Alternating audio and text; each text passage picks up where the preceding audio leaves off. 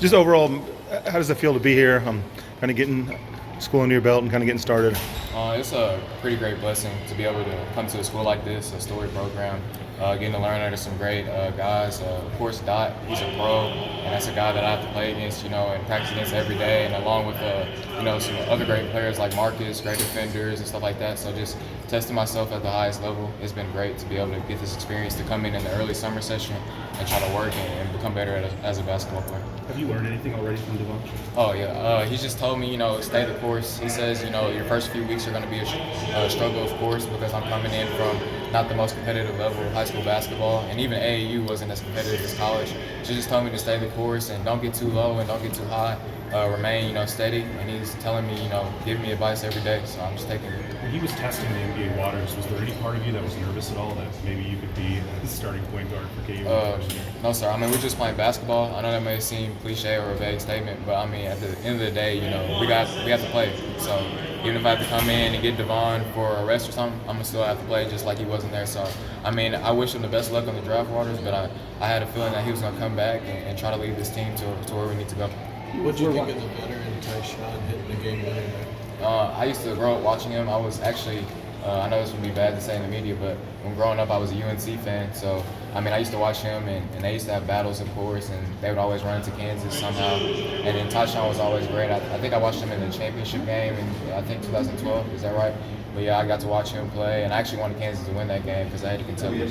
But he's such an amazing talent. You can see that he's definitely lead. Like he's an NBA player, and stuff that he was doing out there, jaw dropping pretty much. Mackie, what goes through your mind when you look around this roster and see all these options, all these guys you can pass to? This is the deepest roster I've ever played on in my life, and the deepest roster I've ever seen.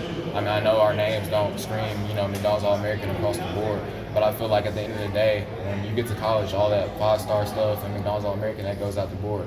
So the team that we have right now is experienced, and we have a lot of depth, and we'll be able to shoot the ball better. It's different out there, but when you see it in the game, you'll be able to see that the improvements that we're making in practice. So when you look at this lineup, you just see experience, you see guys that are ready to go and play each and every day. What's that do for a point guard?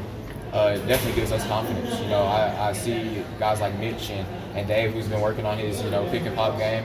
Coming off that ball screen, I have full confidence in them. So if I have to dish it back to them off the pick and pop, or I got Oshad coming off on the screens, I have total confidence in my guys. And if I was out there playing the next day, having to go out and play minutes, then I would definitely be confident in that. You were watching last year. Now that you've kind of seen it in person, who's kind of surprised or impressed you the most based off what you saw? Like on the team? Yeah. I'll probably say everybody, but Marcus Garrett, that guy is crazy. Like, people don't understand how offensively talented he is.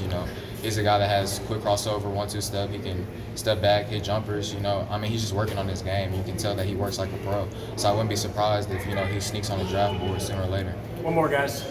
The biggest thing you're working on right now, the one thing that you look at your game, you're like, yeah, I have to improve. Definitely, getting used to the speed and the pressure.